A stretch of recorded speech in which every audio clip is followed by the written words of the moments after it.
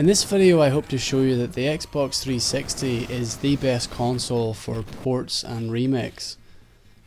When I first started making this video I thought I could easily compile a list of 10 games to talk about. But after doing some research I was shocked to find out just how many remakes and ports are actually on the Xbox 360.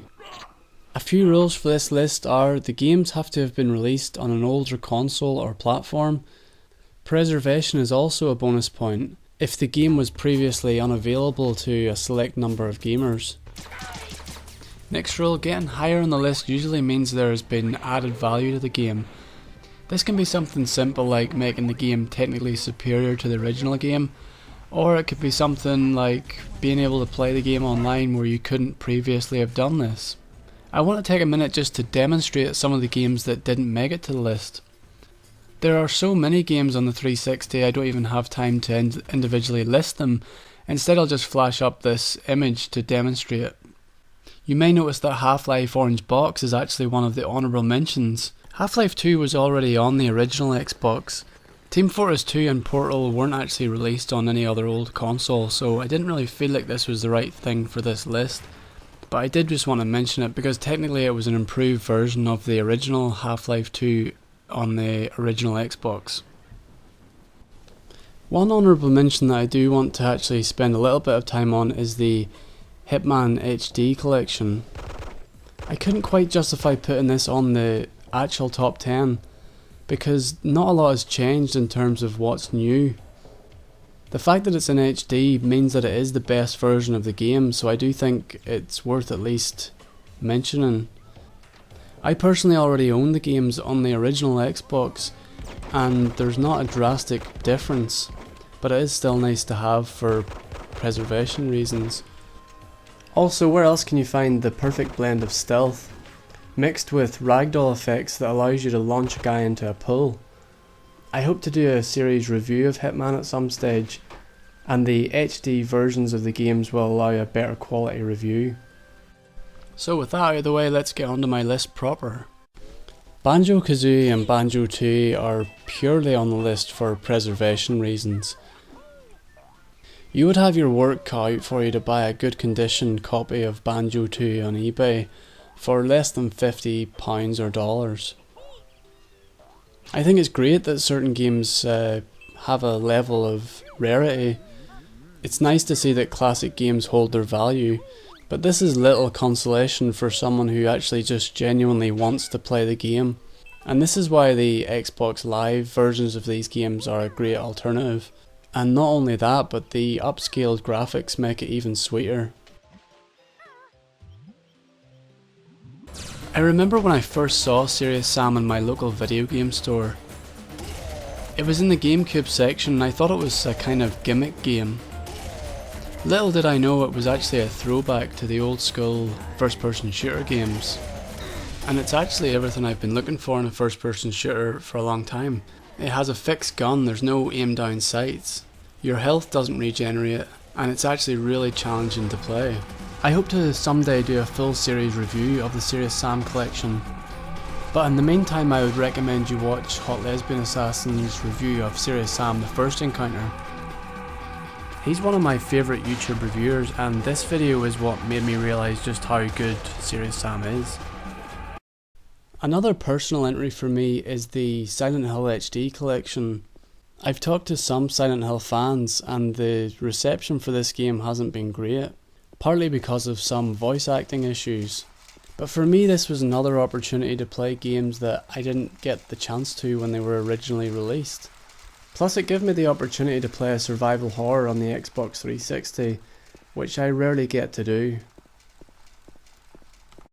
I have chosen Resident Evil Code Veronica and Resident Evil Remake for the number 7 spot. I'm not going to include Resident Evil 4 on my list. It's pretty much been on everything that can play a game. And I really do mean it's been on everything. GameCube, PlayStation 2, PC, Wii, PlayStation 3, Xbox 360, Zeebo? What the fuck is Zeebo? Anyway, while we're on Resident Evil 4's Wikipedia page, one of my viewers actually changed the game genre from survival horror to action adventure, and I felt pretty good about this. Unfortunately, when I went to check the next day, the moderator had already changed the game's genre back to survival horror.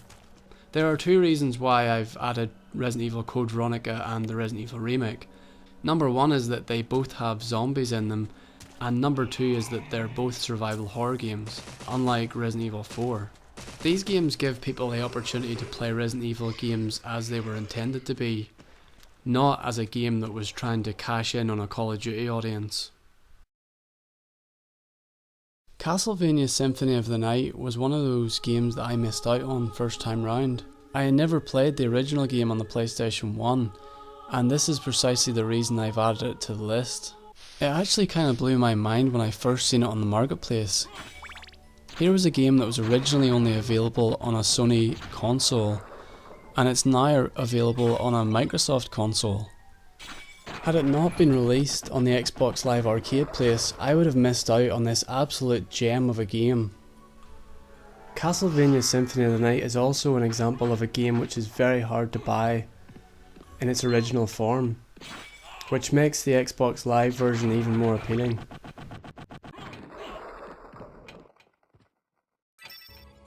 I was in two minds about adding Battlefield 1943 to the list, under the grounds that it's quite a departure from Battlefield 1942. In the end I decided I should, because this is a remake of Battlefield 1942. The two games look very different and there are quite a number of changes, but I think what makes this game stand out and what earns it a place on the list is that this is the first ever console Battlefield game. Every other Battlefield game up until 1943 and after it was really a PC game ported onto a console. And although Battlefield 1943 is technically a port or a remake of 1942, it's a complete rebuild of 1942. And it's only available on the Xbox 360 and the PlayStation 3. A PC port was in development, but in the end it was cancelled. So the only way to experience this game is on the Xbox 360 or PlayStation 3. And considering at some point that EA or Microsoft or whoever decides will eventually stop supporting the older consoles, this game may never be played again, along with so many other classic games on the Xbox 360, which is part of the reason why I wanted to make this list. Some people may think that the Metal Gear Solid HD collections were the first Metal Gear Solid games on a Microsoft console. And it doesn't surprise me that people think this, because Metal Gear Solid, certainly to me, has always been seen as a PlayStation game. Metal Gear Solid 2 was actually released on the original Xbox. I had a version of it, I think I still have a copy of it, and it had all the VR missions. So in itself that's not anything special, but when you consider that the Metal Gear Solid HD collection for the 360 has Metal Gear Solid 3 and Peace Walker, which was only previously released on the PSP, it makes this a really nice collection to have if you're a Metal Gear Solid fan. Again, I didn't have a PSP, so Peace Walker was a completely new experience to me. I wasn't sure how the co-op mode would work on it, but over Xbox Live I think it was one of the best co-op games I played on the 360. Despite a few technical problems and quite horrible lag at times, the Halo Combat Evolved remake on the Xbox 360 is definitely worth placing highly on this list. Not only did it get quite a dramatic remake in graphics, but the fact that you can play online co-op is completely new and is actually quite a lot of fun despite the aforementioned lag. Being able to change the graphics on the fly was a pretty nice touch too. And ironically, when I played this game co-op, I found myself playing with the older graphics much more than the new graphics, simply because it was much easier to see what was happening.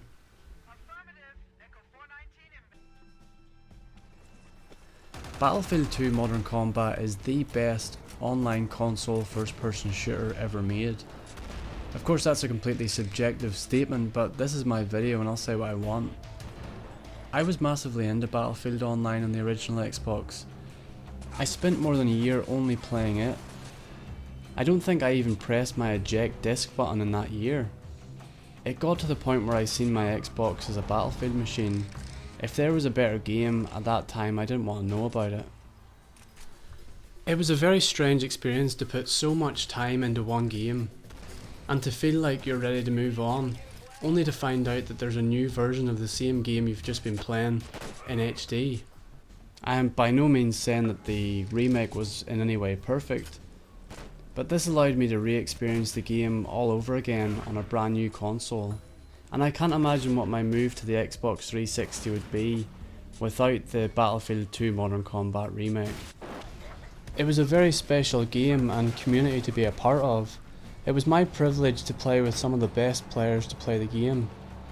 When we talk about the game today, it feels like we're a bunch of old war veterans talking about past battles we fought in.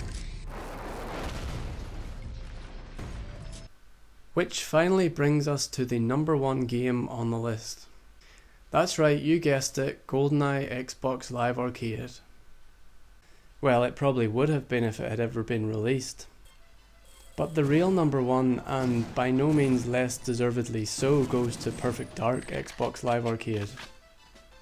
After finding a picture online of someone playing Perfect Dark in their recent games, I was glued to the internet for months in the hope of finding any information I could on the game. And that's where I stumbled upon the Xbox forums. It was there where I met a great community of friends who I'm still in touch with today on Golden Age Gaming. The Perfect Dark remake got much more than just a lick of HD paint. This remake got new textures and skins for the guns and characters, which really made a huge difference. But what made this remake even more special is the fact that we could now play Perfect Dark online. And with that we were able to host tournaments, record machinima style movies, and just have fun and meet people that had the same interests in games as you do. For example, why not make a bridge out of Mr. Blonde's? Just because you can. I think the thing I found the most enjoyable about Perfect Dark coming to Xbox Live was being able to talk to other fans and hear about their perspective on the game. The other great thing about the Perfect Dark remake being released was that it was no longer trapped on a Nintendo 64. Except now the sad thing is that it's no longer trapped there, it's now trapped on the Xbox 360. I was really hoping that the Xbox One would allow you to have access to all your arcade games. Now my biggest fear is that years from now my Xbox 360 will break and I'll not be able to re-download Perfect Dark. So there you have it, those were my top remakes on the Xbox 360. If you enjoyed this video in any way and you would like to support my future videos, you can subscribe to me on Patreon for as little as $1 a month. This will give you early access to my new videos and will send an email to notify you when a new video is available. Thanks for watching and thanks to everyone who has supported me.